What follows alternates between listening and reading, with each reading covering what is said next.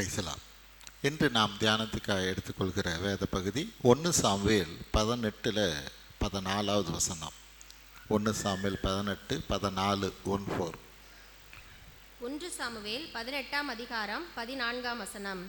தாவீது தன் செய்கைகளில் எல்லாம் புத்திமானாய் நடந்தான், கர்த்தர் அவனோடு கூட இருந்தார். ஜெபிப்போம். ஸ்தோத்திரமானவரே, உமது கிருபைக்காய் நாங்கள் நன்றி செலுத்துகிறோம் அப்பா. இப்பொழுதும் இந்த வேத பகுதியை தியானிக்கும்படியான கிருபை எங்களுக்கு தருவீராக. எங்கள் ஆண்டவரும் மீட்பர் இரட்சகருமாய் இயேசு கிறிஸ்துவின் வழியாக எடுக்கிறோம் நல்ல பிதாவே, ஆமேன்.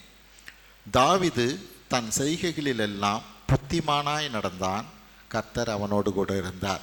ஹல்லேலூயா. இன்னைக்கு நம்ம புத்திமானாய் நடக்கிறதுக்கான காரியத்தை தான் நம்ம பார்க்க இருக்கிறோம். ஆமேன்.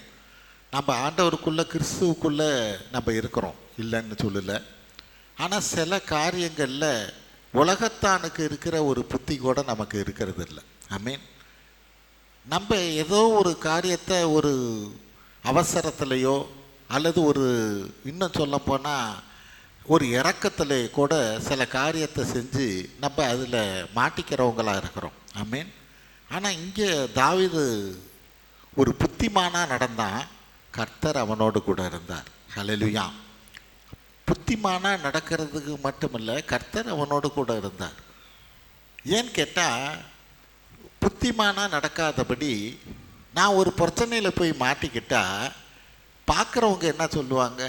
இவன் என்னமோ சபைக்கு போகிறான், ஜெபத்துக்கு போகிறான், பைபிள் படிக்கிறான், இது பண்ணுறாங்கன்னா கடைசியில் பார்த்தா இந்த மாதிரி சிக்கலில் மாட்டிக்கிட்டு இருக்கிறாம்பாங்க. ஹல்லேலூயா. இது கர்த்தருடைய நாமத்துக்கு ஒரு இதாகும். அப்போ இன்னைக்கு தேவனுடைய பார்வையில் நம்ம புத்திமானாக நடந்துக்கிற காரியம் எப்படிங்கிறத தான் நம்ம பார்க்க இருக்கிறோம். முதலாவது உபாகமம் 4:5-6 வசனங்களை படிப்போம். உபாகமம் 4:5-6 வசனங்களை படிப்போம். உபாகமம் 4ஆம் அதிகாரம் 5-6 வசனங்கள். நீங்கள் சுதந்தரித்துக் கொள்ளும்படி பிரவேசிக்கும் தேசத்தில் நீங்கள் கை கொள்ளும் பொருட்டு என் தேவனாகிய கர்த்தர் எனக்கு கற்பித்தபடியே நான் உங்களுக்கு கட்டளைகளையும் நியாயங்களையும் போதித்தேன். ஆகையால் அவைகளை கை கொண்டு நடவுங்கள். ஜனங்களின் கண்களுக்கு முன்பாகவும் இதுவே உங்களுக்கு ஞானமும் விவேகமுமாயிருக்கும்.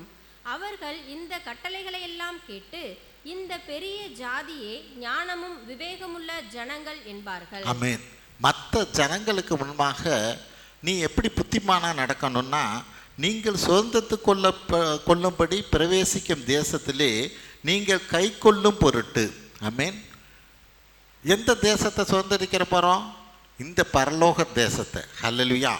நம்ம கிறிஸ்துவுக்குள்ளாக வருகிற போது பரலோக தேசத்துக்குள்ளாக உள்ளே இருக்கிறோம். இந்த பூமியில் தான் இருக்கிறோம், இல்லைன்னு சொல்லலை, இந்த உலகத்தில் தான் இருக்கிறோம். ஆனால் நம்ம கிறிஸ்துவுக்குள்ளாக வருகிற போது வேறொரு தேசம், அந்த பரலோக தேசத்துக்குள்ளே வர்றோம். அந்த தேசத்துக்குள்ளே இருக்கிற போது அங்கே இருக்கிற என்ன சட்டத்திட்டமோ அதை தான் நான் கடைப்பிடிக்கிறவனாக இருக்கணும். ஹல்லேலூயா. அந்த பரலோக ராஜ்யத்துக்கான சட்டத்திட்டங்களை நான் கடைப்பிடிக்கிறவனாக இருக்கணும். இப்படி இந்த காரியத்தை நான் கடைப்பிடிக்கிற போது தேவன் என்ன பண்ணுவாருங்கிறார், நான் உன்னை உயர்த்துவேன். அந்த நேரத்தில் இந்த பெரிய ஜாதியை ஞானமும் வேகமுள்ள ஜனங்கள் என்பார்கள். முதல்ல ஆரம்பத்தில் அதை தெரியாது. ஹல்லேலூயா. ஆரம்பத்தில் நம்மளை சேர்ந்தவங்களாம் என்ன பண்ணுவாங்க, இது என்ன இப்படிப்பட்ட காரியத்துக்கு போகிறாங்க, நம்ம பாரம்பரியமாக இப்படி வந்தோம் அப்படி வந்தோம், ஆனால் இவங்க புதுசாக ஒரு காரியத்துக்குள்ளே போகிறாங்களே என்றபடியாக பலர் பேசுவாங்க. ஆனால் நாட்கள் ஆகிற போது அந்த பரலோக தேசத்துக்கான சட்டத்தை நான் கடைப்பிடிச்சு வருகிற போது தேவன் என்னை ஆசீர்வதிப்பார், தேவன் என்னை உயர்த்துவார். அந்த உயர்த்துகிற நாளில் அந்த ஜனங்கள் என்ன பண்ணுவாங்களாம், இந்த பெரிய ஜாதி ஞானமும் வேகமுள்ள ஜனங்கள் என்பார்கள். ஹல்லேலூயா. கொஞ்சம் நாள் கழிச்சு தான் அவங்களுக்கு தெரியும், உண்மையிலே அவங்க சரியான ஒரு தீர்மானத்தை தான் எடுத்திருக்கிறாங்க, சரியாக தான் நடக்கிறாங்க. ஹல்லேலூயா. அவங்க ஒரு புத்திமானாக நடந்துக்கிறாங்கங்கிறத தேவன் நிச்சயமாக அவர்களுக்கு முன்பாக நம்ம உயர்த்துகிறவராக இருப்பார். அப்போ இந்த நாளில் அந்த ராஜ்யத்துக்குள்ளாக, தேவனுடைய ராஜ்யத்துக்குள்ளாக என்ன சட்டத்திட்டமோ அந்த காரியத்தை கடைப்பிடிக்கிறது தான் உண்மையிலே புத்திசாலித்தனம். ஹல்லேலூயா. அது பார்க்குறவங்களுக்கு ஒரு அபத்தமாக தோணலாம். ஆனால் தேவன் ஒரு நாளில் நம்மளை உயர்த்தும் போது மட்டும்தான் தெரியும் அவங்க புத்திசாலித்தனமாக நடந்துக்கிட்டாங்க. தேவனுடைய சத்தத்தை கேட்டு சித்தத்தை செய்கிறவர்களாக நம்ம இருக்கிற போது நம்ம புத்திசாலிங்கிறத அவங்க நிச்சயமாக உணர்ந்து கொள்வார்கள். 2 திமோத்தேயு 3:15 பார்ப்போம். 2 திமோத்தேயு 3:15. 2 திமோத்தேயு 3:15 கிறிஸ்து இயேசுவை பற்றும் விசுவாசத்தினாலே உன்னை இரட்சிப்புக்கேற்ற ஞானமுள்ளவனாகத்தக்க பரிசுத்த வேத எழுத்துக்களை நீ சிறு வயது முதல் அறிந்தவன் என்றும் உனக்கு தெரியும். இரட்சிப்புக்கு ஏற்ற ஞானமுள்ளவன் ஆக்கத்தக்க பரிசுத்த வேத எழுத்துக்கள். ஹல்லேலூயா. நம்மளை ஞானவான் ஆக்கத்தக்க. ஹல்லேலூயா. நம்ம முன்னாடியே ஒரு மெசேஜ் ஞானம் கூப்பிடுகிறது இல்லையோ என்றபடியாக நம்ம பார்த்துருக்குறோம். இன்றைக்கி நம்ம புத்திமானாக நடக்கிறதுக்கான காரியத்தில் நம்மளை அந்த புத்திமானாக ஆக்கத்தக்கது எது அப்படின்னா பரிசுத்த வேதாகம எழுத்துக்கள் என்று வேதம் சொல்லுகிறது. ஆமென். அதை நான் படிக்கிற போது தான், அந்த வேதத்துக்கு நான் முக்கியத்துவம் கொடுக்குற போது தான் நான் ஞானவானாக இருப்பேன், நான் புத்திமானாக இருக்க முடியும். அதுதான் சங்கீதம் 1:2 என்ன சொல்லுது? எல்லாருக்கும் தெரிஞ்ச வசனம் தான். கர்த்தருடைய வேதத்தில் பிரியமாக இருந்து இரவும் பகலும் அவருடைய வேதத்தை தியானிக்கிறவன் மனுஷன் பாக்கியவான். ஹல்லேலூயா. அப்போ நான் ஒரு பாக்கியவானாக ஒரு புத்திமானாக நான் இருக்கணும் அப்படின்னா கர்த்தருடைய வேதத்தை நான் தியானிக்கிறவனாக இருக்கணும். ஹல்லேலூயா. அதை தியானிக்கிற போது தான் தேவன் நம்மளோடு பேச முடியும். இந்த காரியத்தை இப்படி செய் என்றபடியாய் அந்த வேதத்தின் வழியாக நம்ம தேவன் பேசுவதற்கான காரியம் உண்டு. ஏன்னா வேதம் என்ன சொல்லுது? பரிசுத்த ஆவியானவரே நினைப்பூட்டுவார். நினைப்பூட்டுதல்னா என்ன? முன்னாவே நான் அதை அறிஞ்சிருந்தால் தான் நினைப்பூட்டுதலுங்கிறது வரும். ஆமென். அப்போ நான் அல்லும் பகலும் அதை தியானிக்கிறவனாக இருக்கணும். நீதிமொழிகள் 10:23 படிப்போம். நீதிமொழிகள் 10:23. நீதிமொழிகள் 10:23. தீவினை செய்வது மூடனுக்கு விளையாட்டு, புத்திமானுக்கோ ஞானம் உண்டு. புத்திமானுக்கோ ஞானம் உண்டு. ஹல்லேலூயா. எந்த காரியத்தை எப்போ செய்யணும், எப்படி செய்யணும் என்றபடியாய் நான் புத்திமானாக நடக்கிறவனாக இருக்கணும். இதுதான் தேவனுக்கு பிரியமானது. தேவன் நம்மளை ஆசீர்வதிக்க முடியும். ஆமென். தேவன் நம்மளை உயர்த்துகிறவராக இருப்பார். அங்கே வேதம் அதுதான் சொல்லுது. தாவீது புத்திமானாய் நடந்து கொண்டபடினால கர்த்தர் அவனோடு கூட இருந்தார். ஹல்லேலூயா. அப்போ இன்னைக்கு புத்திமானாக நடக்கிறதுக்கு என்ன எனக்கு தேவைங்கிறத தான் நம்ம பார்க்க போகிறோம். முதலாவது காரியம் என்னன்னா, தேவனுக்கு முன்னாடி நான் புத்திமான் இல்லைங்கிறத ஒத்துக்கணும். எப்படி? தேவனுக்கு முன்னாடி நான் 0 தான். ஹல்லேலூயா. நான் புத்திமான் இல்லை அப்படிங்கிறத முதல்ல ஒத்துக்கணும். நீதிமொழிகள் 3:7 பார்ப்போம். நீதிமொழிகள் 3:7. நீதிமொழிகள் 3:7. நீ உன்னை ஞானி என்று எண்ணாதே, கர்த்தருக்கு பயந்து தீமையை விட்டு விலகு. உன்னை ஞானி என்று புத்திமான்னு நீ எண்ணாதே. ஹல்லேலூயா. தேவனுக்கு முன்பாக நீ அப்படி எண்ணாத. அடுத்தது ரோமர் 12:16 படிங்க. ரோமர் 12:16. ரோமர் 12:16. ஒருவரோடு ஒருவர் ஏக சிந்தை உள்ளவர்களாயிருங்கள், மேட்டிமையானவைகளை சிந்தியாமல் தாழ்மையானவர்களுக்கு இணங்குங்கள், உங்களையே புத்திமான்கள் என்று எண்ணாதிருங்கள். ஆமென். திரும்பவும் சொல்றார், நீ உன்னை புத்திமான் நினைச்சுக்காத. நீ புத்திமான எனக்கு எல்லாம் தெரியும் அப்படின்னு நினைச்சின்னா நிச்சயம் எங்கேயாவது போய் மோதி விழுந்துடுவேன். ஹல்லேலூயா. நீ தேவனுக்கு முன்பாக நீ ஒண்ணுமில்லைன்னு நினைக்கணும். ஆமென். என்னைக்கு நீ ஒண்ணுமில்லைன்னு நினைக்கிறியோ அப்பதான் தேவன் உன்னோட பேசவே முடியும். ஹல்லேலூயா. தேவன் பேசுகிற காரியத்துக்கு நீ இணங்கவே முடியும். இல்லைன்னா உன்னால் முடியாது. 1 கொரிந்தியர் 3:18-20 படிப்போம். 18-20. 1 கொரிந்தியர் 3:18-20. 1 கொரிந்தியர் 3:18 முடிய. ஒருவனும் தன்னை தானே வஞ்சியாதிருப்பானாக. இவ்வுலகத்திலே உங்களில் ஒருவன் தன்னை ஞானி என்று எண்ணினால் அவன் ஞானியாகும்படிக்கு பைத்தியக்காரனாய் இருக்க கடவன். இவ்வுலகத்தின் ஞானம் தேவனுக்கு முன்பாக பைத்தியமாய் இருக்கிறது.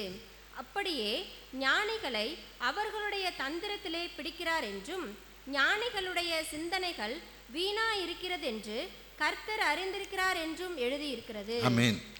வசனம் என்ன சொல்லுது பாருங்க. அவன் ஞானி ஆகும்படிக்கு பைத்தியக்காரனாக கடவன். எப்படி? நீ ஞானி ஆகணும்னா நீ பைத்தியக்காரன் ஆகணும். இது என்ன புதுசாக இருக்குது? ஹல்லேலூயா. நான் ஞானி ஆகணும்னா, ஒரு புத்திசாலி ஆகணும்னா நீ பைத்தியக்காரனாக மாறணும். எப்படி நம்ம பார்க்குறோம்? கோலியாத்து அவ்வளோ பெரிய ஆள், ஜெய்ஜாண்டிக் ஃபிகர், முழுசும் வெங்கலத்தில் வந்து கவசம் போட்டிருக்கான், தலையில் வெங்கல இது ஹெல்மெட்டு போட்டிருக்கான், கேடகம் ஹெல்மெட்டு எல்லாம், காலில் கூட அந்த வெங்கலத்தினால கவரிங் எல்லாம் வச்சுருக்கான். அதுவும் இல்லாமல் அவன் வந்து யுத்தத்தில் வீரன், சின்ன பிள்ளையிலேருந்து அதில் பழகினவன். இப்போ கோலியாத்தை எடுத்து தாவீது போகிறான். தாவீது போகிற போது அவன் கையில் ஒரு குச்சியும் ஒரு கவங்கல் தான் வச்சுக்கிட்டு போகிறான். கோலியாத்துக்கு இவனை பார்த்தா பைத்தியக்காரன் மாதிரி தான் தெரியுது. ஹல்லேலூயா. என்ன நாயின்னு நினச்சியா கல் எடுத்துக்கிட்டு அடிக்க வர்ற அப்படின்னு அவன் சொல்கிறான் அந்த இடத்துல. ஹல்லேலூயா. உலகத்துக்கு, ஏன்னா இஸ்ரவேல் படையே நடுக்குது.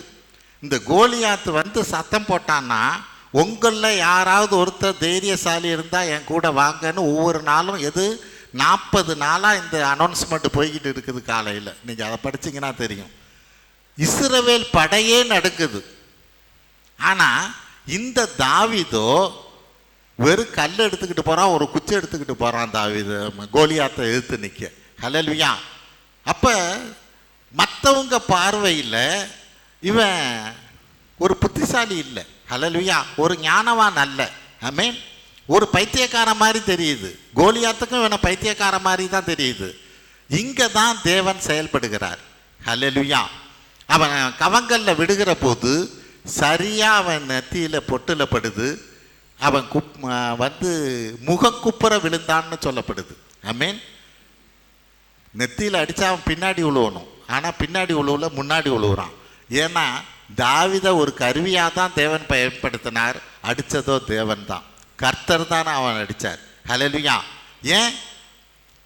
பைத்தியக்காரத்தனமாக கர்த்தரை பிடிச்சிக்கிட்டான். ஹல்லேலூயா. அவனுடைய விசுவாசம் பைத்தியக்காரத்தனமாக இருக்குது. அதை தான் தேவன் விரும்புகிறார். அதை தான் இங்கே வேதம் சொல்லுகிறது. ஒரு ஞானி ஆகும்படிக்கு நீ பைத்தியக்காரனாக மாறணுங்கிறார். ஆமென். நமக்கு இது கேட்குறதுக்கோ அந்த காரியத்தை செய்யறதுக்கோ நமக்கு நிச்சயமாக ஒரு யோசனையாக இருக்கும், இப்படிப்பட்ட காரியத்தை செய்கிறதா என்றபடியாய். ஹல்லேலூயா. ஆனால் தேவன் அந்த இடத்துல பெரிய காரியத்தை செய்கிறார். ஆமென். அப்போ தேவனுக்கு முன்பாக, இந்த உலகத்துக்கு முன்பாக நான் புத்திசாலியாக இருக்கணும்னா தேவனுக்கு முன்பாக நான் பைத்தியக்காரனாக மாறணும். ஹல்லேலூயா. அவர் என்ன சொல்கிறாரோ அதை நான் செய்கிறவனாக இருக்கணும். ஆமென். தேவன் ஒரு இடத்துல ஒரு தீர்க்கதரிசிக்கு சொல்கிறார், நீ போய் ஒரு வேசியை கல்யாணம் பண்ணிக்கன்னு. எவனாவது செய்வானா? இது தேவன் தான் பேசினார்னு நினப்பானா? இது சாத்தான் பேசுதா, கர்த்தர் பேசுதா? ஹல்லேலூயா. போய் வேசியை போய் கல்யாணம் பண்ணி, அவன் போய் கல்யாணம் பண்ணிக்கிறான் அப்படியே. ஹல்லேலூயா. தீர்க்கதரிசி அப்படியே கல்யாணம் பண்ணிக்கிறான். அப்போ ஏன்னா உலகத்துக்கு அது பைத்தியமாக தெரியும். ஹல்லேலூயா. உலகத்துக்கு அது பைத்தியம். ஆனால் தேவன் அந்த இஸ்ரேல் மக்களுக்கு ஒரு காரியத்தை சொல்லும்படிக்கா, ஹல்லேலூயா, ஒரு காரியத்தை வெளிப்படுத்தும்படிக்கா அந்த தீர்க்கதரிசி அந்த இடத்துல பயன்படுத்துகிறவராக இருக்கிறார். அப்போ தேவனுடைய பார்வையில் நான் புத்திசாலியாக இருக்கணும்னா தேவனுடைய பார்வையில் நான் பைத்தியக்காரனாக மாறணும். ஹல்லேலூயா. அப்போ தான் நான் புத்திசாலியாக உலகத்துக்கு தேவன் அதுக்கப்புறம் தான் உலகமே அதுக்கப்புறம் தான் தெரிஞ்சுக்கும் உண்மையிலே இவன் பெரிய ஆளு தான். ஹல்லேலூயா என்றபடியாய். ஏன்னா தேவன் அப்போ தான் எனக்குள்ளே வேலை செய்ய முடியும். தேவன் எனக்குள்ளே வேலை செய்ய நான் அனுமதிக்கணும்னா நான் ஒரு பைத்தியக்காரத்தனமான ஒரு காரியத்தை, தேவன் சொல்கிற காரியத்தை நான் செய்கிறவனாக இருக்கிற போது தான் தேவன் என்னை உயர்த்த முடியும். ஹல்லேலூயா. தேவன் அப்படிப்பட்ட காரியத்தை செய்வார். ரெண்டாவது, இந்த புத்திசாலித்தனத்தை நான் விரும்புகிறவனாக இருக்கணும், ஞானத்தை விரும்புகிறவனாக இருக்கணும். 2 நாளாகமம் 1:10-12 படிப்போம். சாலமோன் சொல்லுகிற காரியத்தை பார்ப்போம். 2 நாளாகமம் 1:10-12 முடிய. இப்போதும் நான் இந்த ஜனத்திற்கு முன்பாக போக்கும் வரத்துமாய் இருக்கத்தக்க ஞானத்தையும் அறிவையும் எனக்கு தந்தருளும். ஏராளமாய் இருக்கிற இந்த உம்முடைய ஜனத்தை நியாயம் விசாரிக்கத்தக்கவன் யார் என்றான். அப்பொழுது தேவன் சாலமோனை நோக்கி, இந்த விருப்பம் உன் இருதயத்தில் இருந்தபடியாலும் நீ ஐஸ்வர்யத்தையும் சம்பத்தையும் கனத்தையும் உன் பகைஞரின் பிராணனையும் நீடித்த ஆயுசையும் கேளாமல் நான் உன்னை அரசால பண்ணின என் ஜனத்தை நியாயம் விசாரிக்கத்தக்க ஞானத்தையும் விவேகத்தையும் நீ கேட்டபடினாலும், ஞானமும் விவேகமும் தந்திருக்கிறதும் அல்லாமல் உனக்கு முன் இருந்த ராஜாக்களாகிலும் உனக்கு பின் இருக்கும் ராஜாக்களுக்காகிலும் இல்லாத ஐஸ்வர்யத்தையும் சம்பத்தையும் கனத்தையும் உனக்கு தருவேன் என்றார். ஆமென். அப்ப இந்த சாலமோன் ராஜாவா இருக்கிறான். எனக்கு ஐஸ்வர்யத்தை கொடுங்கன்னு கேட்கல, பெரிய படபலத்தை கொடுங்கன்னு கேட்கல, வேற எது ஞானத்தை கேட்குறான், ஒரு புத்தியை கேட்குறான். இந்த விருப்பம் உன் இருதயத்தில் இருந்தபடியினாலே, அப்படின்னா என்ன அர்த்தம்?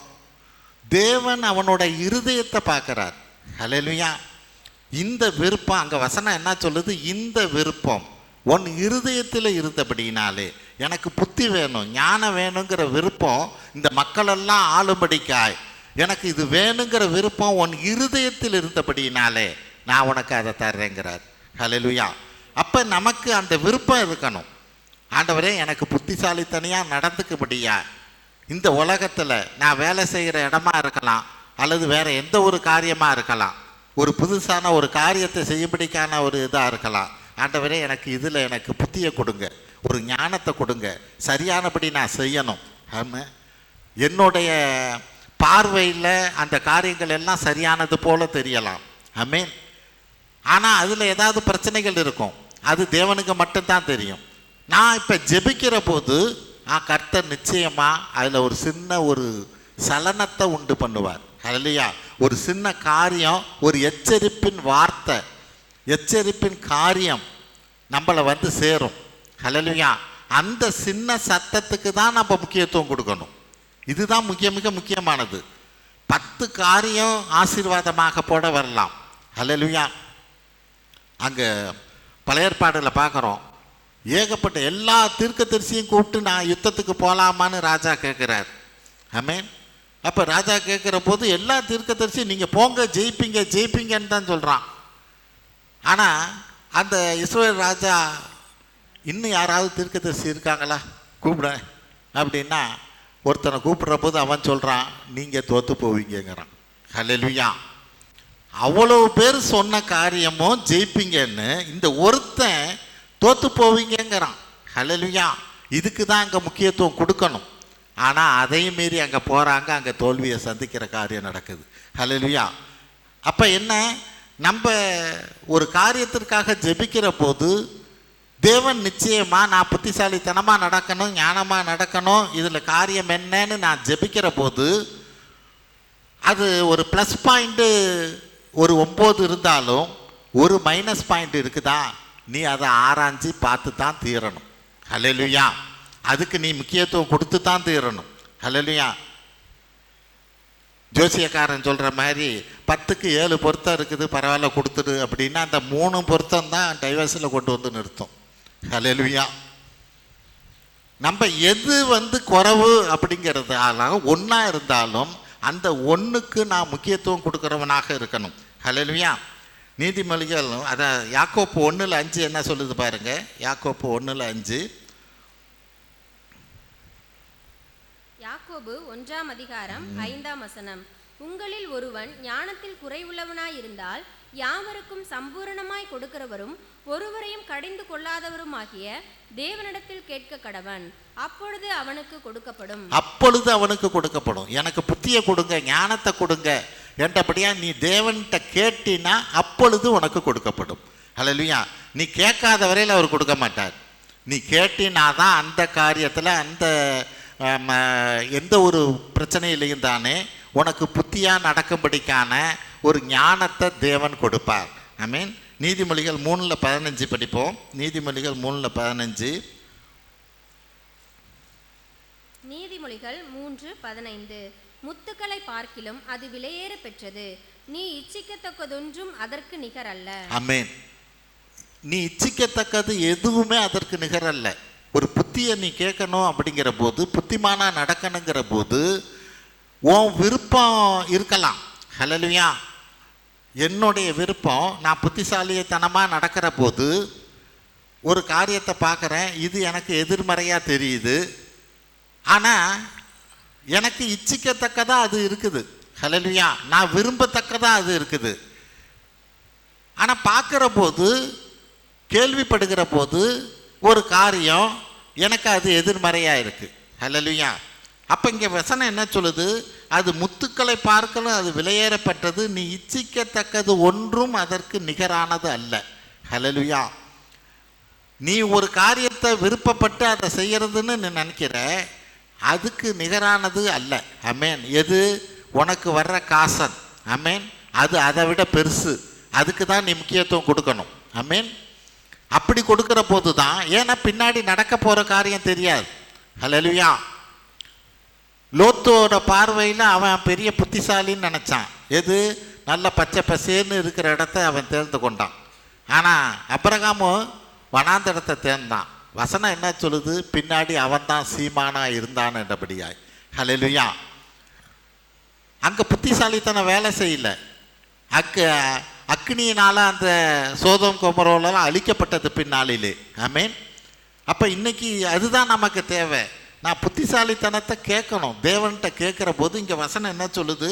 ஒருவன் அந்த குறைவுள்ளவனாக இருந்தால் யாவருக்கும் சம்பூர்ணமாய் கொடுக்குற இடத்துல நீ கேளு, அப்பொழுது உனக்கு கொடுக்கப்படும். அப்போ எந்த ஒரு காரியத்திலையும் தேவன்கிட்ட நான் கேட்கணும். ஹல்லேலூயா. புத்திசாலித்தனமாக நடக்கும்படிக்காய் அந்த காரியத்தை எப்படி செய்து முடிக்கணும் என்றபடியாய். இதில் இறக்கத்துக்கோ பரிதாபத்துக்கோ அங்கு வேலையே இருக்கக்கூடாது. இது ரொம்ப ரொம்ப முக்கியம். நம்ம ஆண்டவருக்குள்ளே வந்துட்டோம், கிறிஸ்துவுக்குள்ளே வந்துட்டோம், அவங்க பாவம் ரொம்ப கஷ்டப்படுறாங்க. ஆமென். அப்படிங்கிற விதத்தில் ஒரு இடத்தையோ, ஏன்னா லால்குள்ள அப்படி தான் நாங்கள் ஒரு பிளாட்டு முன்னாடி வாங்கி இருந்து வீடு கட்டி இப்போ விற்றுட்டோம். வாங்கின புதுசில் ரொம்ப நாள் அது சும்மா தான் போட்டிருந்தோம். அந்த பக்கத்து பிளாட்டுக்காரர் வீடும் கட்டிட்டார். ஒரு வயசானவர், ஒரு கிழவனார் என்ன பண்ணார், கொஞ்ச நாளில் எங்கள் பிளாட்டில் ஒரு குடிசையை போட்டுக்கிட்டு படுத்துருக்கிறார். அவர் பிளாட்டில் வீடு கட்டியிருக்கிறாரு, எங்கள் பிளாட்டில் குடிசையை போட்டு படுத்துருக்கிறாரு. போய் கேட்டால், இல்லை சார், சும்மா ஒரு குடிசையை போட்டிருக்கேன், ஒரு வெயிலுக்கு நாங்கள் சும்மா இங்கே படுத்துருக்கிறேன், அங்கெல்லாம் என் மகள்லாம் இருக்குது அப்படிங்கிறார். ஹல்லேலூயா. ஆனால் அந்த ஆளை கிளப்புறதுக்கு பெரிய பாடாயிடுச்சு. சரி, பாவம் தானே, சும்மா தானே இருக்குது, ஒரு குடிசையை போட்டுக்கட்டுமே என்றபடியாக நம்ம நினச்சோம். ஹல்லேலூயா. அந்த ஆள் நம்மளை விட புத்திசாலித்தனமாக நடத்துக்கிறான் அந்த இடத்த பிடிக்கிறதுக்காக. ஆமென். அப்போ நமக்கு நம்ம இறக்கத்தினாலையோ மற்ற காரியத்தினாலையோ நம்ம விட்டு கொடுக்குறோன்னு ஒரு காரியத்தை நினச்சோம்னா பின்னாடி எப்படிப்பட்ட ஒரு பெரிய பிரச்சனை வருங்கிறது நமக்கு தெரியாது. ஹல்லேலூயா. அவன் ஆரம்பத்திலே நம்ம புத்திசாலித்தனமாக நடக்க கற்றுக்கணும். ஆமென். அதை தேவன் விரும்புகிறவராக இருக்கிறார். அதை தேவன்கிட்ட கேட்குறவங்களாக இருக்கணும். ஆமென். அடுத்தது, புத்திசாலியாக இருக்கிறவங்களோட நமக்கு ஐக்கியம் தேவை. ஹல்லேலூயா. எப்படி? நீதிமொழிகள் 13:20 பார்ப்போம். நீதிமொழிகள் 13:20. நீதிமொழிகள் 13:20. ஞானிகளோட சஞ்சரிக்கிறவன் ஞானம் அடைவான், மூடருக்கு தோழனோ நாசமடைவான். ஆமென். ஞானிகளோட சஞ்சரிக்கிறவன் ஞானம் அடைவான். நீ புத்திசாலியோட சேர்ந்தினாதான் நீ புத்திசாலியா இருப்ப. ஹல்லேலூயா. நீ சேர்ற சேர்வை சரியில்லை அப்படின்னா உன் வாழ்க்கை ஒன்றுமில்லாமல் போயிடும். ஆமென். உன் வாழ்க்கை ஒன்றுமில்லாமல் போயிடும். அவனுங்களை போலயே நீ மாறிடுவ, எல்லா காரியமும் அவங்கள போல செய்வ. கடைசியில் என்ன? நிச்சயமாக அது பெரிய பிரச்சனையை கொண்டு வரும். அப்போ இங்கே வசனம் என்ன சொல்லுது? ஞானிகளோட சஞ்சரிக்கிறவன் ஞானம் அடைவான். நீ புத்திசாலியோட சேர்ந்தினாதான் நீ புத்திசாலியாக இருக்க முடியும். ஹல்லேலூயா. அப்போ இங்கே ஒரு எக்ஸாம்பிள் எங்கே பார்க்குறோம்? சாலமோனோட மகன் ரெகபோத்தை பார்க்குறோம். 1 ராஜாக்கள் 12:8 பார்ப்போம். ரெகபயாம் 1 ராஜாக்கள் 12:8.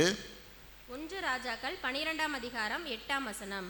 முதியோர் தனக்கு சொன்ன ஆலோசனையை அவன் தள்ளிவிட்டு தன்னோட வளர்ந்து தன் சமூகத்தில் நிற்கிற வாலிபரோட ஆலோசனை பண்ணி. ஆமென். பெரியவங்க சொன்ன ஆலோசனையெல்லாம் தள்ளிட்டான். ஹல்லேலூயா. சேர்க்க சரியில்லை. இப்போ தன்னோட ஃப்ரெண்ட்ஸுங்க சொன்ன காரியத்தை கேட்குறான். இதனால் என்னாச்சு? 1 ராஜாக்கள் 12:18 வசனம். 1 ராஜாக்கள் 12ஆம் அதிகாரம் 18ஆம் வசனம். பின்பு ராஜாவாகிய ரெகொபெயாம் பகுதி விசாரிப்புக்காரனாகிய அதோராமை அனுப்பினான். இஸ்ரவேலர் எல்லாரும் அவனை கல்லறிந்து கொன்றார்கள். அப்பொழுது ராஜாவாகிய ரெகொபெயாம் தீவிரமாய் ரதத்தின் மேல் ஏறி எருசலேமுக்கு ஓடி போனான். ஆமென். ராஜா சீட்டே இழந்து போயிட்டான். மக்கள் எல்லாம் அவனுக்கு எதிராக கிளம்பிட்டாங்க. நாட்டை விட்டே ஓடுபடியான ஒரு காரியம் நடக்குது. ஆமென். ஏன்? இவன் ஐக்கியம் சரியில்லை. ஹல்லேலூயா. அவங்க முதியோர்கள்லாம் சொன்ன ஆலோசனையை கேட்கல, தன்னுடைய வாலிபர்கள் சொன்ன ஆலோசனையை கேட்டான். கடைசியில் அவன் சீட்டே போயிடுச்சு. ஆமென். அவன் இன்னும் புத்திசாலித்தனமாக நடக்கிற காரியத்தில் நமக்கு என்ன தேவை? ஐக்கியம். புத்திசாலிகளோட தானா ஐக்கியம் தேவை. ஆமென். நீ யாரோட ஐக்கியம் வச்சிருக்கங்கிறது மிக மிக முக்கியமானது. 4வது காரியம், மற்றவர்கள் சொல்வதையும் கடிந்து கொள்வதையும் ஏற்றுக்கொள்ளும் பக்குவம் வேணும். ஆமென். சங்கீதம் 141:5 என்ன சொல்லுது பாருங்க. சங்கீதம் 141:5. சங்கீதம் 141:5. நீதிமான் என்னை தயவாய் குட்டி என்னை கடிந்து கொள்ளட்டும், அது என் தலைக்கு எண்ணெயை போல் இருக்கும், என் தலை அதை அல்ல தட்டுவதில்லை, அவர்கள் இக்கட்டுகளில் நான் இன்னும் ஜெபம் பண்ணுவேன். ஆமென். நீதிமான் என்னை தயவாய் குட்டி என்னை கடிந்து கொள்ளட்டும், அது என் தலைக்கு எண்ணெயை போல் இருக்கும். ஹல்லேலூயா. ஒருத்தர் நம்மளை கடிந்து பேசுகிறாங்க அப்படின்னா யோசிக்கணும். எதை குறித்து பேசுகிறாங்க, ஏன் பேசுகிறாங்க. ஆமென். இந்த காரியத்தை நான் யோசிக்கிறவனாக இருக்கணும், அதை செயல்படுத்துகிறவனாக இருக்கணும். அது சரியானதா என்று யோசித்து நான் செய்கிறவனாக இருக்கணும். இல்லைன்னா அது நிச்சயமாக நம்மளுடைய வாழ்க்கையை பாதிக்கிற ஒரு காரியமாக இருக்கும். ஆமென். நான் இந்த பியூசி முடித்த பிறகு காலேஜுக்கு போகல. எங்கள் வீட்டில் யாருமே காலேஜுக்கு போகல. நான் கடைசி ஆள், 5வது 6வது ஆள். யாருமே காலேஜ் வரையிலும் படிக்கலை. என்ன படிக்க வைக்கணும்னு நினச்சாங்க. ஆனால் நான் பியூசியை முடித்தேன். ஆனால் காலேஜுக்கு போகிற மாதிரி இல்லை. காலேஜில் அட்மிஷன் எல்லாமே முடிஞ்சு போச்சு. அப்போ எதேச்சியாக ஒருத்தர், எங்கள் அப்பாவோட ஃப்ரெண்டு வந்தார். வீட்டில் வந்து உக்காந்தார், பேசிக்கிட்டு இருந்தார். அந்த நேரம் அந்த வாசப்படியில் அங்கிட்டு நான் போனோடனே, யாருக்கு அவங்க பையனா? ஆமாங்க. என்ன பண்ணிக்கிட்டு இருக்கிறார்? பியூசி முடித்தார், சும்மா தான் இருக்கார். சும்மா இருக்காரா?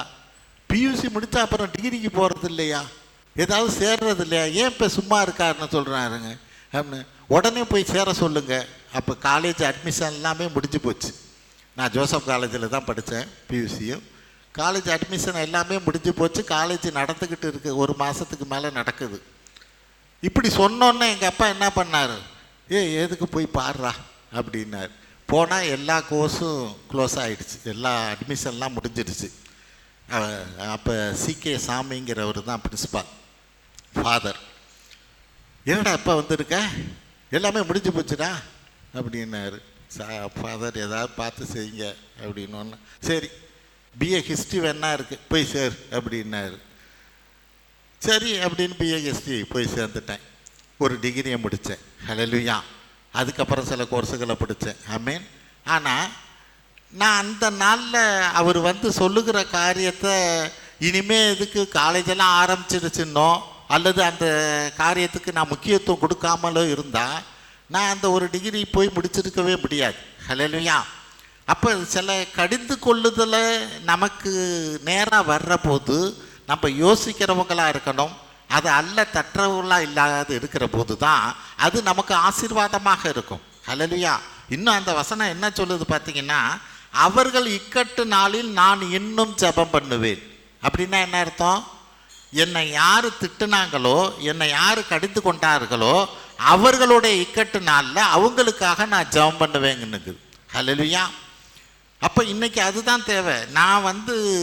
நான் ஒரு புத்திமானாக நடந்துக்கணும், ஞானவானாக நடந்துக்கணும்னா எனக்கு எதிராக கடிந்து கொள்ளுதல் வருகிற போது ஏன் அவங்க என்னை திட்டுறாங்க, ஏன் என்னை குறித்து இப்படி பேசுகிறாங்க அப்படின்னு நான் யோசிக்கிறவனாக இருக்கணும்.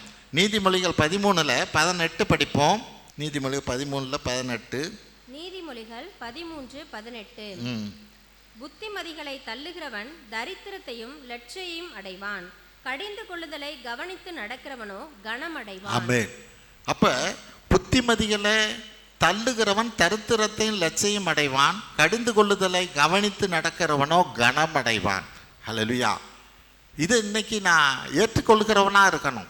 இது ரொம்ப ரொம்ப கஷ்டமான காரியம்தான். ஒருத்தர் நம்மளை குறித்து ஒரு காரியத்தை நமக்கு எதிராக பேசுகிற போது இவங்க என்ன இப்படி பேசுகிறாங்க, ஒருவேளை நம்மளை இவங்க முன்னேற விடாமல் பண்ணுறாங்களோ, அல்லது இப்படி பண்ணுறாங்களோ அப்படி பண்ணுறாங்களோ யோசிக்கணும். ஹல்லேலூயா. இந்த கடிந்து கொள்ளுதல் எதற்காக? ஆமென்.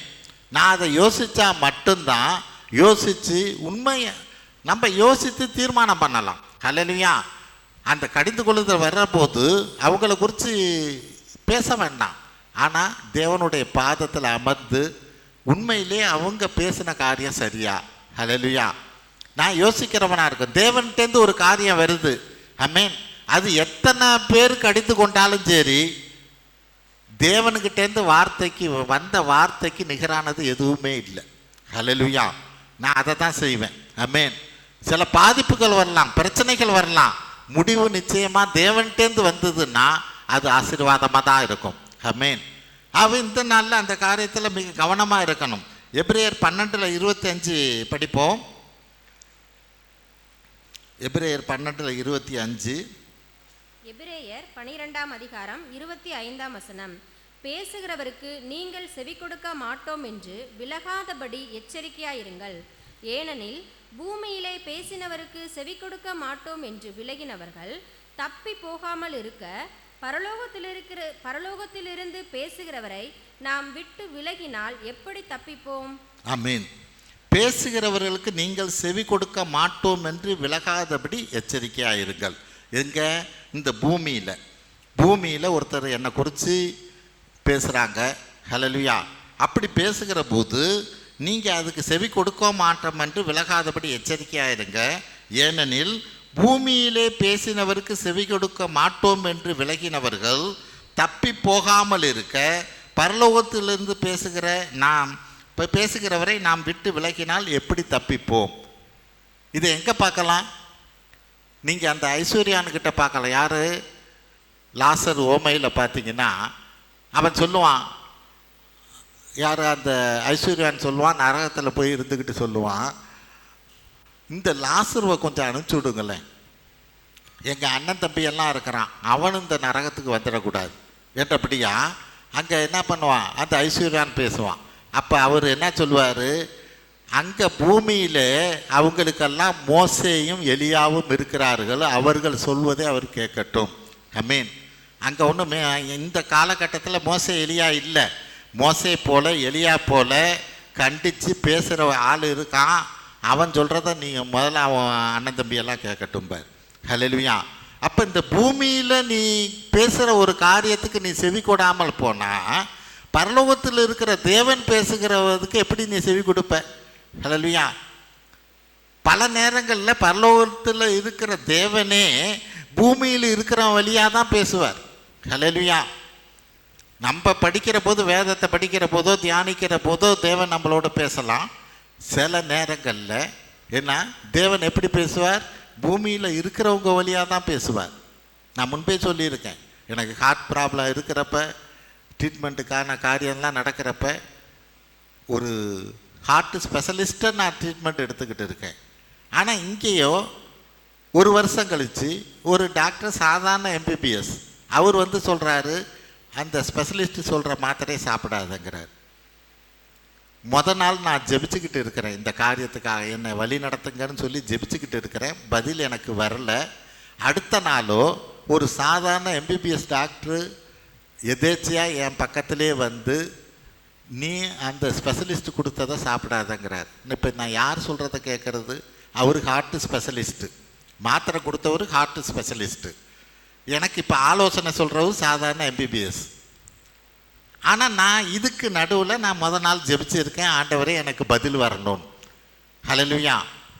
நான் இப்போ பைத்தியக்காரத்தனமான ஒரு தீர்மானத்தை நான் எடுக்கிற போது தான் தேவன் அற்புதமாக எனக்கு சுகத்தை கொடுத்தார். ஹல்லேலூயா. நான் புத்திசாலித்தனமாக அந்த ஸ்பெஷலிஸ்ட்டு சொன்னதை நான் கேட்கல, பைத்தியக்காரத்தனமாக சாதாரண எம்பிபிஎஸ் டாக்டர் சொன்னதை கேட்டு மாத்திரை மருந்தை சாப்பிடல. ஆனால் உடனே ஆகலை, அதுக்கப்புறம் ஒரு 8 வருஷம் ஆச்சு. ஆனால் ஒரு நாள் அற்புதமாக மாத்திரை மருந்து இல்லாமல் ஆண்டவருக்கு சுகமாக்கினார். இன்ன வரைக்கும் சுகத்தோடு இருக்கிறேன். ஆமென். அது பார்வையில் ஒரு புத்திசாலித்தனம் இல்லை, அது பைத்தியக்காரத்தனம் தான். ஆனால் இதை தான் தேவன் விரும்புகிறார். இந்த பைத்தியக்காரத்தனத்தை இவன் பைத்தியக்காரத்தனமாக என்ன நம்புறவனாக இருக்கிறான், நான் இவனுக்கு செய்யணுங்கிறார். ஹல்லேலூயா. இதை தான் தேவன் நம்மள்கிட்ட விரும்புகிற காரியம். அப்போ இன்னைக்கு மற்றவங்க சொல்கிறத கேட்கறதுக்கு, காது கொடுத்து கேட்கறதுக்கு ஒரு பக்குவம் தேவை. ஹல்லேலூயா. அவங்க ஏன் இப்படி சொன்னால் உடனே அவங்க மேலே கோவப்படுறதோ, அவங்களுக்கு இது தெரியாது அது தெரியாது. ஏன்னா வேதம் என்ன சொல்லுது, கழுத வழியாகவும் பேசியிருக்கிறார். ஹல்லேலூயா. அப்போ யார் வழியாகவும் பேசுவார். நம்ம தீர்மானிக்க வேண்டியது, இது அவங்க வாயிலேருந்து வந்த வார்த்தை தேவனுடைய வார்த்தையா, ஹல்லேலூயா, அப்படிங்கிறது மட்டும்தான். ஆமென். ஆக பார்வோன்லாம் என்ன சொல்கிறான், அந்த ஆண்டவரை இயேசு கிறிஸ்துவை சிலுவையில் அறைஞ்ச பிறகு அந்த வார்த்தையை என்ன சொல்கிறான், நான் எழுதுனது தான். ஹல்லேலூயா. இவர் தான் உலகத்தின் இரட்சகர்ங்கிற காரியத்தில் நான் எழுதுனது தான், இதை போய் நான் மாற்ற முடியாது அப்படிங்கிறான். ஹல்லேலூயா. அப்போ அவன் கர்த்தரை அறிஞ்சவன் இல்லை, தேவனுடைய பிள்ளை இல்லை. ஆனால் அவன் வழியாகவும் தேவனுடைய சித்தத்தை நிறைவேற்றுகிறவராக இருக்கிறார். ஹல்லேலூயா. அப்போ இன்றைக்கி அதுதான் தேவை. நான் என்னை குறித்து ஒருத்தர் கடிந்து கொள்கிறாங்கன்னா அந்த காரியம் சரியா என்றபடியாக கேட்டு அதற்கு நான் இணங்குகிற போது அதுதான் தேவனுடைய பார்வையில் புத்திசாலித்தனமாக இருக்கும். ஆமீன். அடுத்தது, பாவத்தை கண்டு விலகி ஓடணும். புத்திசாலித்தனமாக நடக்கிறதுனா என்ன, பாவத்தை கண்டா விலகி ஓடுறவனாக இருக்கணும். எபிரேயர் 12:4 என்ன சொல்லுது பாருங்க. எபிரேயர் 12:4. எபிரேயர் 12:4 பாவத்திற்கு விரோதமாய் போராடுகிறதில் இரத்தம் சிந்தப்படத்தக்கதாக நீங்கள் இன்னும் எதிர்த்து நிற்கவில்லையே. ஆமென். பாவத்துக்கு விரோதமாக போராடுகிறதுல ரத்தம் சிந்துகிற அளவுக்கு நீ இன்னும் போராடலையேங்கிறார். ஹல்லேலூயா. எந்த ஒரு பாவத்துக்கு எதிரான காரியத்தில் உன் போராட்டம் எந்த அளவுக்கு இருக்குது. ஆமென். இந்த பாவத்தை நான் செய்ய மாட்டேங்கிற போராட்டத்தில் இங்கே வேதம் என்ன சொல்லுது, ரத்தம் சிந்துற அளவுக்கு நீ போராடி இருக்கியா? ஹல்லேலூயா. அந்த அளவுக்கு நீ போராடலையே, அந்த பாவத்திலிருந்து விலகி ஓடுபடிக்காய் அந்த காரியத்தில் நீ அந்த அளவுக்கு நீ நிற்கணுங்கிறார். ஆமென். அதுதான் புத்திசாலித்தனமாக இருக்குது. ஆமென். ஆதியாகமம் 39:12 யோசேப்பை குறித்ததான காரியம். ஆதியாகமம் 39:12 அப்பொழுது அவள் அவனுடைய வஸ்திரத்தை பற்றி பிடித்து என்னுடைய சயனி என்றாள். அவனோ தன் வஸ்திரத்தை அவள் கையிலே விட்டு வெளியே ஓடி போனான். ஆமென். யார்? போத்திப்பார் வீட்டில் அந்த வேலைக்காரனா யோசேப்பு இருக்கிறான். அவன் மனைவியே என்னோட இருக்கணும் என்றபடியாக சொல்லுகிற போது அந்த இடத்தை விட்டு அவன் ஓடுகிறவனாக இருக்கிறான். ஹல்லேலூயா. சில நேரத்தில் சில காரியத்தை விட்டு விலகி ஓடுறவங்கள தான் இருக்கணுமே ஒழிய அந்த இடத்துல இருந்து நான் ஜெபிச்சு என்னை காப்பாற்றிக்குவேன்னு நினைக்கக்கூடாது. ஆமென். அது நிச்சயமாக நடக்கிற காரியம் அல்ல. ஹல்லேலூயா. அதை விட்டு விலகி ஓடுறவங்களாக தான் இருக்கணும். ஆமென். ரோமர் 16:19 படிங்க. ரோமர் 16:19. ரோமர் 16:19 உங்கள் கீழ்ப்படிதல் யாவருக்கும் தெரிய வந்திருக்கிறது, ஆகையால் உங்களை குறித்து சந்தோஷப்படுகிறேன். ஆனாலும் நீங்கள் நன்மைக்கு ஞானிகளும் தீமைக்கு பேதைகளுமாய் இருக்க வேண்டுமென்று விரும்புகிறேன். ஆமென். உங்கள் கீழ்ப்படிதல் யாவருக்கும் தெரிய வந்திருக்கிறது. நீங்கள் எவ்வளோ தூரம் கர்த்தருக்கு கீழ்ப்படிங்கிறது எல்லாருமே தெரிஞ்சிருக்கிறாங்க. ஆகையால் உங்களை குறித்து நான் சந்தோஷப்படுறேன். பவுல் சொல்கிறார், ஆகையால் நான் உங்களை குறித்து ரொம்ப சந்தோஷப்படுறேன். ஆனாலும் நீங்கள் என்ன பண்ணணும், நன்மைக்கு ஞானியாக இருக்கணும், தீமைக்கு பேதையாக இருக்கணுங்கிறார். ஹல்லேலூயா. தீமை குறித்த காரியத்தில் பேதையாக இருக்கணும். இந்த காரியத்தை எப்படியெல்லாம் செஞ்சால் நம்ம இதில் ஜெயிக்கலான்னு என்றபடியாய் தீமைக்கான காரியத்தில் ஞானவானாக இருக்கக்கூடாது. ஹல்லேலூயா. ஹல்லேலூயா. அதை தாங்க வேதம் சொல்கிறது. நீ நன்மைக்கு ஞானியாயிரு, தீமைக்கு பேதையாக இருக்கணும் என்றபடியாய் வேதம் சொல்லுகிறது. அப்போ பாவத்துக்கான காரியத்தில் நம்ம வேதம் என்ன, தீமைக்கு பேதையாக இருக்கணும் என்றபடியாக தேவன் நம்மள்கிட்ட விரும்புகிறவராக இருக்கிறார். நல்லது. அடுத்தது கடைசியாக, தேவனை நம்புவது தான் புத்திசாலித்தனம். எல்லா காரியத்திலையும் தேவனை நம்புவது. நீதிமொழிகள் 28:26 படிப்போம். 28:26. நீதிமொழிகள் 28:26. தன் இருதயத்தை நம்புகிறவன் மூடன், ஞானமாய் நடக்கிறவனோ ரட்சிக்கப்படுவான். ஆமென். தன் இருதயத்தை நம்புகிறவன் மூடன். உனக்கு என்ன யோசனை வருது அப்படிங்கிறத நீ நம்பி அதை நினச்சி நீ செஞ்ச அப்படின்னா அது செய்கிற ஒரு பெரிய முட்டாள்தனம். ஆமென். தன் இருதயத்தை நம்புகிறவன் மூடன், ஞானமாய் நடக்கிறவனோ ரட்சிக்கப்படுவான். ஞானமாய்னா புத்திசாலி என்னன்னா கர்த்தர் சொல்லுகிற காரியத்தை கேட்டு நடக்கிறவன் தான் ஞானவான். ஹல்லேலூயா. 1 கொரிந்தியர் 1:30 என்ன சொல்லுது? தேவனே ஞானமாக இருக்காருன்னு சொல்லுது. 1 கொரிந்தியர் 1:30. 1 கொரிந்தியர் 1:30. அந்தபடி நீங்கள் அவராலே கிறிஸ்து இயேசுக்கு உட்பட்டிருக்கிறீர்கள். எழுதியிருக்கிறபடி மேன்மை பாராட்டுகிறவன் கர்த்தரை குறித்தே மேன்மை பாராட்டத்தக்கதாக. இல்லை, அவரே தேவனால் நமக்கு ஞானமும் நீதியும் பரிசுத்த மீட்புமானார். தேவனால் நமக்கு ஞானமும் நீதியும் பரிசுத்தமும் மீட்புமானார். ஹல்லேலூயா. அவரே தேவனால் நமக்கு ஞானம் அப்படின்னா என்ன? கிறிஸ்து தான் நமக்கு ஞானமாக இருக்கிறார். அவரு தான் எனக்கு புத்திசாலித்தனத்தை கொடுக்க வல்லவர். ஹல்லேலூயா. நான் அவரை மட்டுமே பிடிச்சுக்கணும். எந்த ஒரு காரியத்திலையும் தேவனை தான் நம்பணும். ஹல்லேலூயா. கர்த்தரை நான் நம்புகிற போது அதுவே எனக்கு ஞானமாக புத்திசாலித்தனமாக இருக்கிறது. 1 கொரிந்தியர் 1:24 படிப்போம். அதில் 24வது வசனம். 1 கொரிந்தியர் 1:24. ஆகிலும் யூதரானாலும் கிரேக்கரானாலும் எவர்கள் அழைக்கப்பட்டிருக்கிறார்களோ அவர்களுக்கு கிறிஸ்து தேவ பலனும் தேவ ஞானமுமாய் இருக்கிறார். ஆமென். நீ அழைக்கப்பட்டவனாய் இருப்பாயானால், வேதம் அதுதான் சொல்லுது. அழைக்கப்பட்டவன்னா அழைக்கப்பட்டவர்கள் எல்லாத்துக்கும் அவர்களுக்கு கிறிஸ்து தேவ பலனும் தேவ ஞானமுமாய் இருக்கிறார். ஹல்லேலூயா. நான் என்ன தேவனால் முன்குறிக்கப்பட்டு அழைக்கப்பட்டவனாக இருக்கிறேன்னா எனக்கு ஞானமாக புத்தியாக இருக்கிறது யாருன்னா கிறிஸ்து தான். ஆமென். அவரே ஆவியானவராக இன்னைக்கு நம்ம ஒவ்வொருவரும் கூட இருக்கிறபடினால அந்த ஆவியானவர் என்னை வழிநடத்துகிறபடி நான் நடக்க எந்த ஒரு தீர்மானத்தை எடுக்கிறவனாகவும் செய்கிறவனாக இருந்தால் தான் நான் புத்திசாலித்தனமாக இருக்க முடியும். ஹல்லேலூயா. அதை தான் தேவன் விரும்புகிறார். அப்போ தேவன் என்னோடு கூட இருப்பார். அதை தான் அங்கே தாவீதுகிட்ட சொல்கிறார். அவன் போகிற இடமெல்லாம் தாவீது புத்திசாலியாக நடந்தபடினாலே கர்த்தர் அவனோடு கூட இருந்தார். ஹல்லேலூயா. அப்போ இன்னைக்கு நான் புத்திசாலித்தனமாக நடக்கணும்னா முதல் காரியம் நான் புத்திசாலி இல்லைங்கிறத தேவனுக்கு முன்பாக முதல்ல ஏற்றுக்கொள்ளணும்.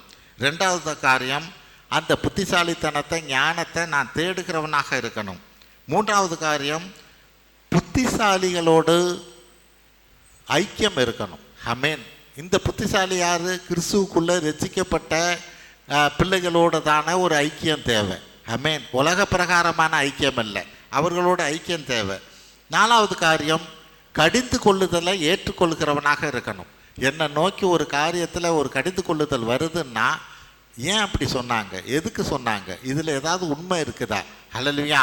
அதை நான் ஏற்றுக்கொள்கிறவனாக இருக்கணும். ஆமென். 5வது காரியம் பாவத்தை கண்டு ஓடுகிறவனாக இருக்கணும். புத்திசாலின்னா பாவத்தை கண்டு ஓடுகிறவனாக இருக்கணும். ஏன் பாவத்தை கண்டு ஓடுறவனாக இருக்கணும்?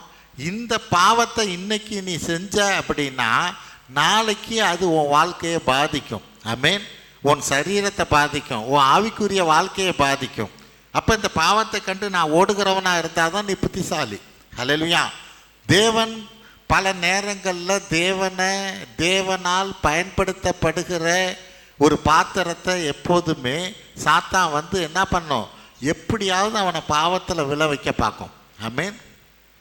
ஏதோ ஒரு பாவத்தில் அவனை விழ வச்சு நீ இதுக்கு லாய்க்கு இல்லை என்றபடியா அவன் நினைக்கும் வண்ணமாக சாத்தான் என்ன பண்ணும், செயல்படும் காரியம் இருக்கும். ஆமென். ஆனாலும் தேவன் நம்மளை மீட்பார், அது அடுத்த பிரச்சனை. ஆனால் இந்த காரியத்தை நான் முன்கூட்டியே பாவத்தை விட்டு விலகி ஓடுகிறவனாக இருக்கிற போது இன்னும் தேவன் என்னை ஆசீர்வாதமாக நடத்த முடியும். 6வது கடைசியாக தேவனை நம்புவது தான் புத்திசாலித்தனம். எல்லா காரியத்திலையும் ஆண்டவரை மட்டுமே நம்பணும். அவர் என்ன சொல்கிறாரோ அதன்படி நான் நடக்கிறவனாக ஒரு தீர்மானத்தை எடுக்கிறவனாக இருக்கிற போது அதுதான் தேவனுடைய பார்வையில் ஒரு புத்திசாலித்தனமாக இருக்கும். ஆகவே இந்த நாளில் தேவன் நம்மளை எல்லாம் கிறிஸ்துவுக்குள்ளாக ஒரு புத்திசாலியாக இருக்கும்படிக்காக தேவன் நம்மளை அழைத்திருக்கிறார். ஏன்னா அப்போ தான் நம்மளை தேவன் உயர்த்த முடியும். மற்ற ஜனங்கள்லாம் பார்க்குற போது உண்மையிலே இவங்க தெய்வம் இவங்களை ஆசீர்வதிக்கிறதா இருக்குது என்றபடியா. ஏன்னா நான் புத்திசாலித்தனமாக ஒரு தீர்மானத்தை எடுக்கிறேன், அதை தேவனும் ஆசீர்வதிக்கிறார். தேவன் வழிநடத்துகிறவராக இருக்கிற போது மற்றவங்க எல்லாம் பாராட்டும்படியா, மற்றவங்களெல்லாம் வியக்கும்படியா தேவன் நம்மளை உயர்த்துகிறவராக இருப்பார். ஹல்லேலூயா. ஜெபிப்போம். தோத்திரம் ஆண்டவரே, உம்மது எல்லையில்லா கிருபைக்காய் நாங்கள் நன்றி செலுத்துகிறோம் அப்பா. இப்பொழுதும் ஆண்டவரே உம்மை நோக்கி நாங்கள் ஜெபிக்கிறோம். ஆண்டவரே, உம்மது எல்லையில்லா கிருபை எங்களோடு கூட இருக்க வேண்டுமாய் ஜெபிக்கிறோம். உங்களில் ஒருவன் ஞானத்தில் குறைவுள்ளவனாய் இருந்தால் யாவருக்கும் சம்பூர்ணமாய் கொடுக்கிறவரும் ஒருவரையும் கடிந்து கொள்ளாதவருமாய் தேவனிடத்தில் கேட்க கடவன் என்று வேதம் சொல்லுகிறபடினாலே எங்களுக்கு அந்த புத்திசாலித்தனமாய் நடக்கத்தக்கதான தாவீதை போல அவன் போகிற இடமெல்லாம் புத்திசாலியாய் நடந்தான் என்கிறது போல நாங்கள் புத்திசாலியாய் நடக்கவும், நீர் என்னாலும் எங்களை விட்டு விலகாது இருக்கவும் தேவ கிருபை எங்களோடு கூட இருக்க வேண்டுமாய் ஜெபிக்கிறோம். எங்கள் ஆண்டவரும் மீட்பர் இரட்சகருமாய் இயேசு கிறிஸ்துவின் வழியாய் எடுக்கிறோம் நல்ல பிதாவே.